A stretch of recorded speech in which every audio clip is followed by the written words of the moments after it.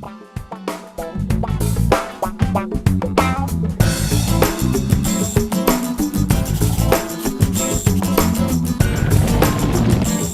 की कहानी।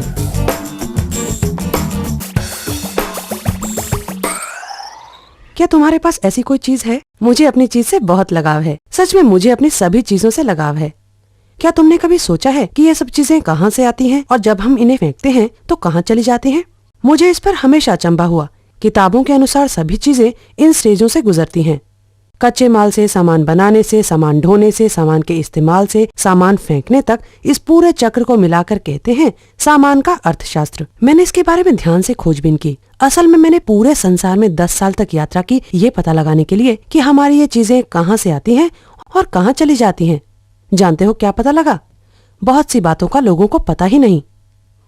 ऊपर से पूरा सिस्टम ठीक लगता है, कोई समस्या नहीं, पर सच है कि पूरा सिस्टम मुश्किल में है। इसका कारण है ये सिस्टम सीधी रेखा में काम करता है। हमारी धरती पर जहां संसाधन गिने चुने हैं, वहां पर यह सीधा चलने वाला सिस्टम लंबे समय तक काम नहीं करेगा। ये सिस्टम हर कदम पर असली दुनिया से जुड़ा है, असली दुनिया से उसका लेना देना है। ये विभिन्न समाजों, उनके कल्चर, अर्थव्यवस्था और वातावरण से जुड़ा है।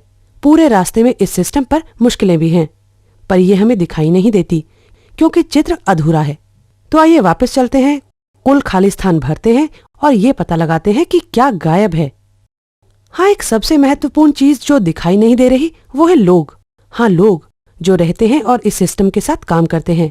इस सिस्टम में कुछ लोगों की दूसरे लोगों के मुकाबले ज्यादा चलती है। वे कौन हैं? चलिए सरकार से शुरू करें। मेरे कुछ दोस्त कहते हैं कि सरकार दिखाने के लिए टैंक का चित्र बनाना चाहिए। कई देशों के लिए ठीक भी है। वैसे भी हमारे देश में टैक्सों से हुई आमदनी का आधे से अधिक भाग मिलिट्री पर खर्च होता है। पर मैं सरकार दिखाने के लिए एक आम आदमी का चित्र बना रही हूँ, क्योंकि मेरा मानना है कि सरकारें जनता के लिए, जनता की और जनता द्वारा चलाई जानी चाहिए। ये सरकार का काम है कि वह हमारे अधिकारों की रक्षा करे और हमारा ध्यान रखे। ये उनका काम है। ये हैं बड़ी कंपनियां। ये कंपनियां सरकार से बड़ी क्यों लगती हैं? क्योंकि असल में ये सरकार से बड़ी हैं। संसार की सबसे बड़ी पहली 100 अर्थव्यवस्थाओं में 51 अर्थव्यवस्थाएं प्राइवेट कंपनियों की हैं। जैसे जैसे यह कंपनियां ताकत में बढ़ती हैं, सरकार के रवैये में भी एक बदलाव आता है। सरकार की कोशिश रहती है कि नागरिकों की जगह इन कंपनियों के काम में कोई अड़चन न आए। तो देखें कि पूरी तस्वीर के और कौन से हिस्से गायब हैं। कच्चे माल को निकालना। हम कच्चे माल के प्रोडक्शन से शुरू करते हैं, जो कि प्राकृतिक संपदा को इस्तेमाल करने का एक नाम है।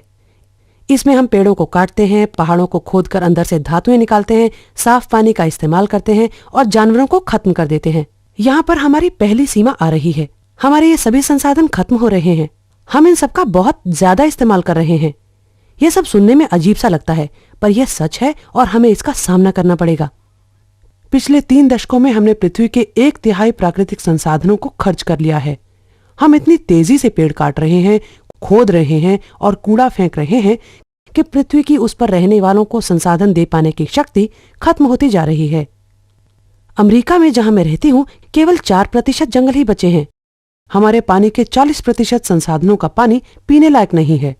हमारी समस्या ये है कि हम अपने हिस्से से कहीं बहुत अधिक प्राकृतिक संसाधन खर्च कर रहे हैं। अगर पृथ्वी के सभी देश अमेरिका की गति पर प्राकृतिक संसाधन खर्च करें तो हमें 3 से 5 तक पृथ्वी जैसे ग्रह चाहिए होंगे, पर हमारे पास तो केवल एक ही पृथ्वी है। मेरे देश अमेरिका ने इसका इलाज निकाला है कि जाकर किसी और के संसाधनों का हिस्सा ले लें, यानी विकासशील देशों का। कुछ कहेंगे कि यह दूसरे देशों के संसाधनों पर अधिकार जमाने का एक घुमाव फिराव वाला तरीका है। यही बात कूड़ा पैदा करने पर भी लागू होती है। सारे संसार के 75% जल स्रोतों से उनकी मछली पैदा करने की क्षमता से अधिक मछलियां पकड़ी जा रही हैं। पृथ्वी के 80% प्राकृतिक जंगल काटे जा चुके हैं। अमेज़न नदी इलाके में 1 मिनट में 2000 पेड़ काटे जा रहे हैं, यानी हर मिनट 7 फुटबॉल के मैदानों जितना क्षेत्र पेड़ रहित किया जा रहा है। उन लोगों का क्या जो यहाँ रहते हैं? कुछ लोगों के अनुसार यहाँ पर रहने वाले लोगों का यहाँ प्राकृतिक संसाधनों पर कोई अधिकार नहीं। यहाँ के रहने वाले लोगों की खरीदने की क्षमता कम है और इस सिस्टम में अगर आप बहुत सी वस्तुएं नहीं खरीदते तो आपकी कोई कीमत नहीं। तो अब कच्चा माल प्रोडक्शन के लिए जाता है। वहां पर हम प्राकृतिक संसाधनों में ऊर्जा का प्रयोग कर जानलेवा केमिकल मिलाते हैं और ऐसा सामान बनकर बाहर निकलता है जिसमें ये रसायन होते हैं। आजकल मनुष्य द्वारा बनाए गए 1 लाख से ज्यादा केमिकल काम में लाए जा रहे हैं। इनमें से कुछ ही को मनुष्य पर असर के लिए टेस्ट किया गया है। इनका सेहत पर असर क्या होगा?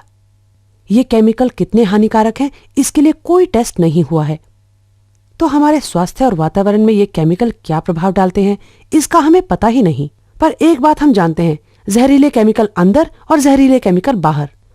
जब तक हम खतरनाक रसायन सामान बनाने के लिए इस्तेमाल करते रहेंगे तब तक हमारे घरों, काम करने की जगहों, स्कूलों, यहाँ तक कि हमारे शरीर में भी ये खतरनाक केमिकल पहुंचेंगे। जैसे ब्रोमीन से आग बुझाने के रसायन। ये रसायन वस्तुओं को जलने नहीं देते, पर ऐसे रसायन नाड़ी तंत्र यानी दिमाग पर बुरा असर डालते हैं। हम ऐसे रसायन क्यों इस्तेमाल करते हैं? पर फिर भी हम ऐसे रसायनों को कंप्यूटरों, घर के सामानों, सोफों, गद्दों, यहाँ तक कि तकियों में भी इस्तेमाल करते हैं। पहले हम तकियों को ऐसे रसायन में डुबोते हैं, फिर उन्हें घर लाकर 8 घंटे उस पर सर रखकर सोते हैं। मुझे लगता है कि शायद अपने सिरों को आग से बचाने के और बेहतर तरीके हम सोच सकते हैं। चलिए आगे चलें। क्या आप जानते हैं कि खाने की वस्तुओं में सबसे अधिक खतरनाक रसायन किसमें है? मां के दूध में। इसका मतलब हम एक ऐसी सीमा पर पहुंच गए हैं जहां हमारे समाज के सबसे छोटे सदस्य, हमारे बच्चों को अपनी मां का दूध पीने से खतरनाक रसायनों की खुराक भी मिल जाती है। कितनी अजीब बात है। मां का दूध पिला पाना ऐसा काम है जो पवित्र है और इसे सुरक्षित होना चाहिए। बच्चों के लिए मां का दूध जीवनदायी है और माओं को यह करते रहना चाहिए, पर हमें इसकी रक्षा करनी है। सरकार को इसकी रक्षा करनी है। मैं सोचती थी कि सरकार हमारा ध्यान रखती है। इस सब खतरनाक रसायनों का सबसे ज्यादा असर तो फैक्ट्री में काम करने वालों पर होता है। उसमें बहुत सारी नवयुवतियां होती हैं। वे ऐसे जानलेवा रसायनों के वातावरण में काम करती हैं जो कैंसर पैदा करते हैं और मातृत्व की क्षमता को खत्म कर देते हैं। मैं पूछती हूँ कि कौन सी मजबूरी है कि नवयुवतियों को ऐसे वातावरण में काम करना पड़ता है? वे कोई और काम क्यों नहीं कर सकती? यही तो इस सिस्टम की खास बात है। स्थानीय काम धंधों और वातावरण के उजड़ने से ऐसे मजबूर लोगों की कमी नहीं रहती जिनके पास कुछ और करने को है ही नहीं।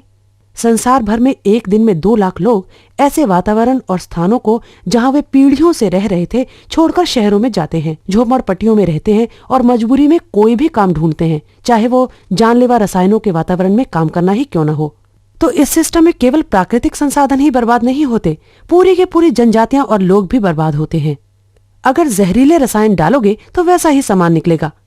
फैक्ट्रियों से सामान निकलने के अलावा प्रदूषण भी होता है, बहुत सारा प्रदूषण।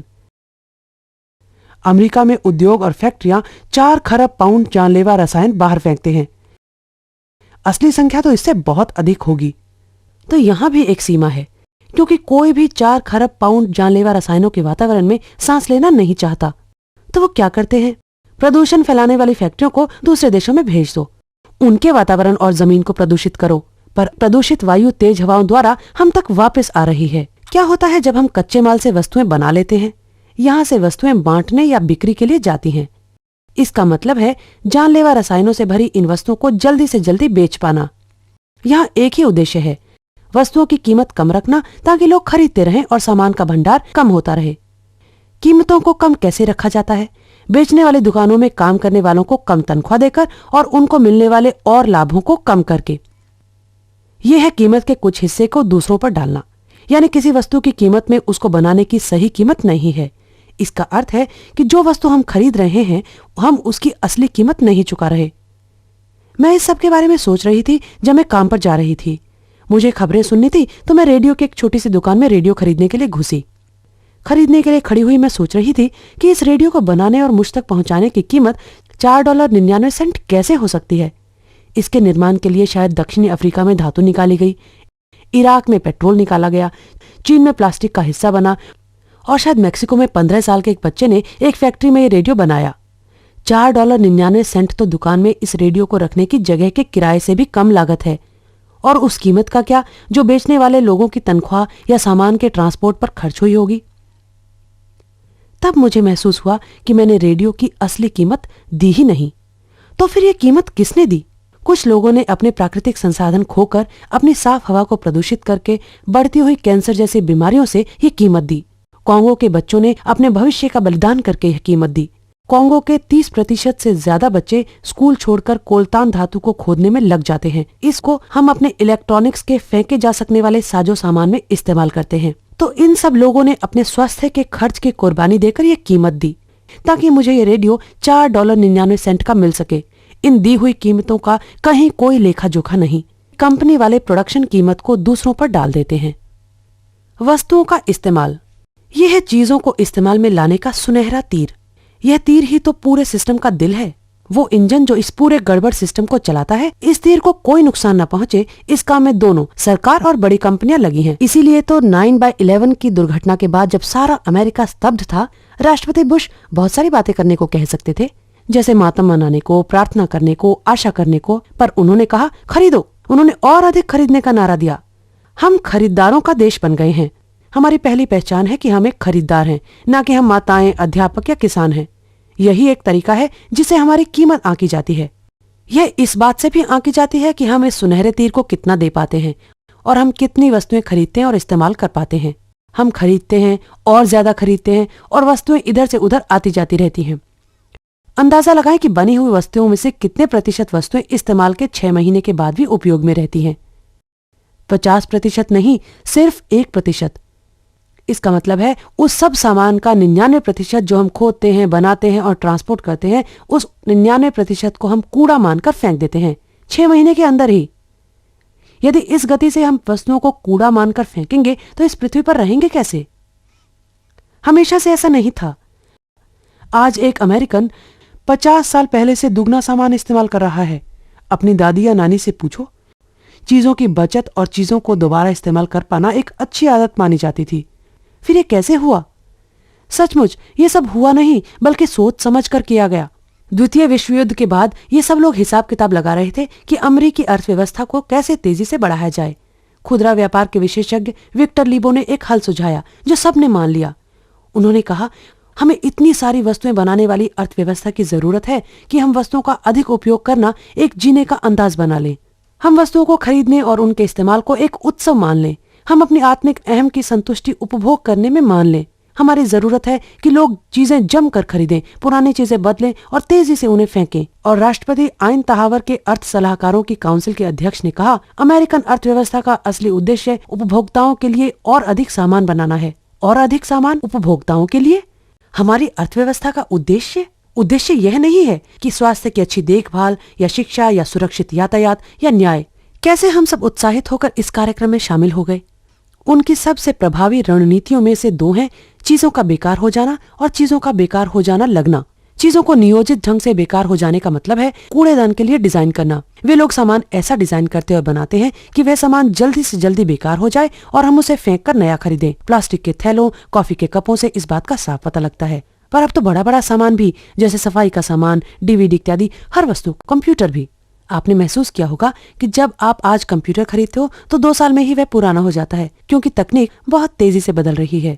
मैं इसके बारे में जानने को बहुत उत्सुक थी, तो एक बड़ा डेस्कटॉप कंप्यूटर खोलकर देखा कि अंदर क्या है। मैंने पाया कि जो हिस्सा बदल रहा है वो चिप एक कोने में लगा एक टुकड़ा है, पर हर नए मॉडल में इसकी आकृति बदल जाती है, इसलिए आपको पूरे कंप्यूटर को फेंकना पड़ता है और नया खरीदना पड़ता है। मैंने 1950 में छपे उद्योग डिजाइन पत्रिका में छपे वाक्यों को पढ़ा, जबकि वस्तुओं को नियोजित रूप में बेकार घोषित करने की परंपरा शुरू हुई।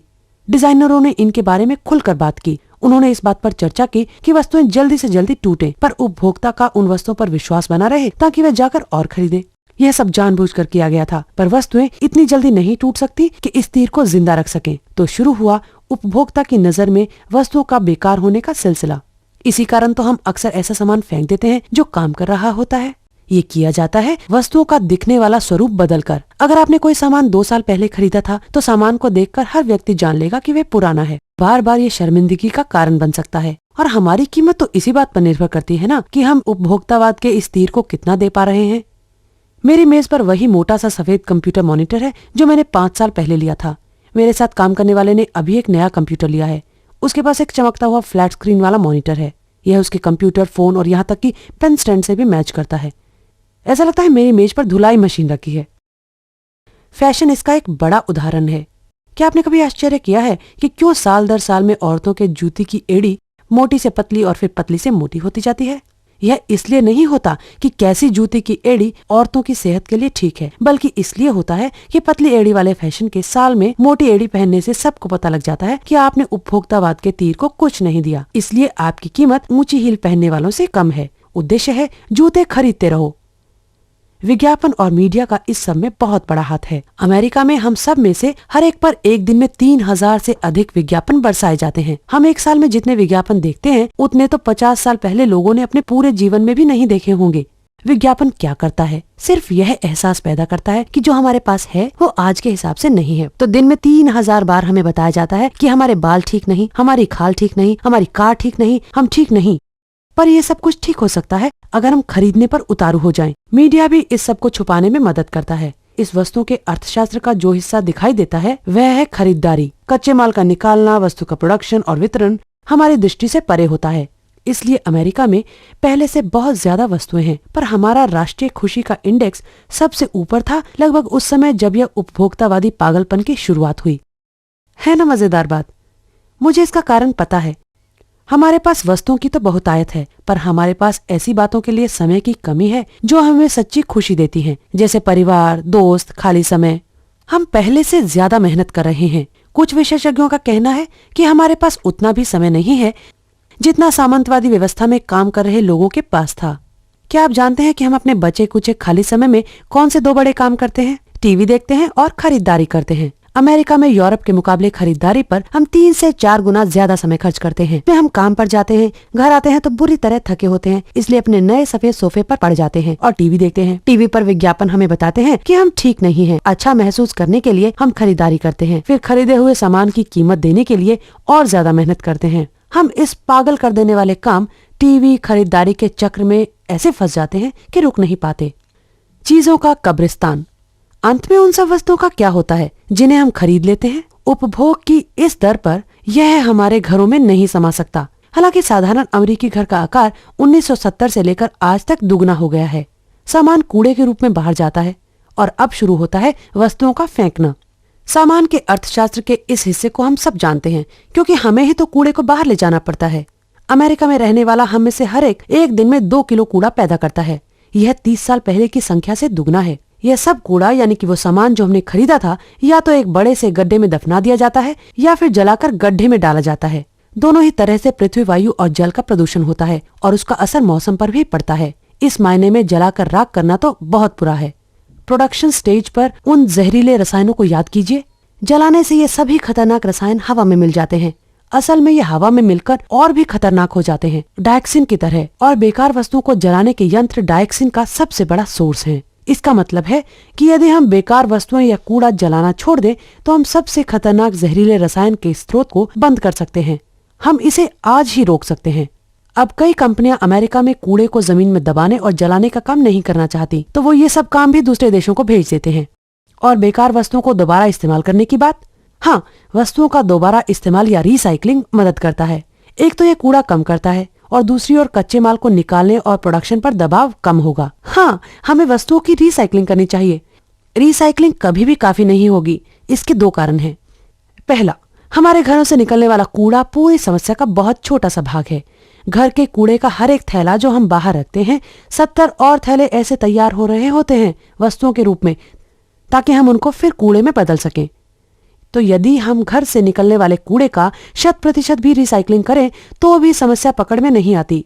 कूड़े के बहुत सारे हिस्से की रिसाइकलिंग नहीं हो सकती, क्योंकि या तो उस भाग में टॉक्सिक रसायन है या उस कूड़े की रिसाइकलिंग की ही नहीं जा सकती। जैसे उन जूस के टेट्रापैक डिब्बों का क्या, जिसमें धातु, कागज और प्लास्टिक आपस में चिपकाए हुए होते हैं। आप इनको रिसाइकलिंग के लिए अलग कर ही नहीं सकते। तो आप स्वयं महसूस कर सकते हैं कि ये पूरा सिस्टम मुसीबत में है। इसमें चलते हुए हम बहुत सारी सीमाओं से टकरा रहे हैं। बदलते मौसम से लेकर घटती खुशी तक ये सब काम नहीं कर रहा। इस सब तरफ फैली समस्या की एक अच्छी बात है, कई ऐसी जगह हैं जहां पर इसको फैलने से रोका जा सकता है। जंगलों को बचाने के लिए बहुत से लोग काम कर रहे हैं और कई और साफ सुथरे तरीकों से वस्तुओं की प्रोडक्शन पर। कई लोग काम कर रहे हैं मजदूरों के अधिकारों के लिए, न्याय संगत व्यापार और वस्तुओं के कम से कम उपभोग के लिए। कुछ कूड़े को जमीन में दबाने और जलाने को रोकने में लगे हैं। कुछ लोग ऐसी सरकार बनाने की कोशिश कर रहे हैं जो वास्तव में सरकार लोगों की हो और लोगों के लिए हो। ये सब काम बहुत जरूरी है, पर ये बातें और तेजी से होंगी यदि हम पूरे चित्र और इसके विभिन्न भागों को समझ सके। यदि इस सिस्टम में काम करने वाले सभी लोग एकता बना लें तो हम सीधे इस सिस्टम को बदलकर कोई और नया सिस्टम बना सकते हैं, ऐसा जो हमारी प्राकृतिक संपदा और लोगों को बेकार नहीं करता। एक और रास्ता, हमें चीजें खरीदो और फेंको। इस सोच में बदलाव लाना है। एक नई सोच आ रही है जो बराबरी और प्राकृतिक स्रोतों को बनाए रखने पर जोर दे रही है। ऐसे रसायन जो नुकसान न पहुंचाएं, बिल्कुल कूड़ा नहीं। प्रोडक्शन जो एक चक्र हो, ऊर्जा के नए स्रोत, ये सब होने लगा है। कुछ लोग कहते हैं ये असली नहीं है, पर मेरा कहना है कि वे लोग जो पुराने तरीके से ही चलना चाहते हैं, सच्चाई को नहीं देख पा रहे। याद रखिए, ये पुराने तरीके अपने आप नहीं बने, लोगों ने इन्हें बनाया है। हम भी लोग हैं, तो आओ कुछ मिलकर नया बनाएं।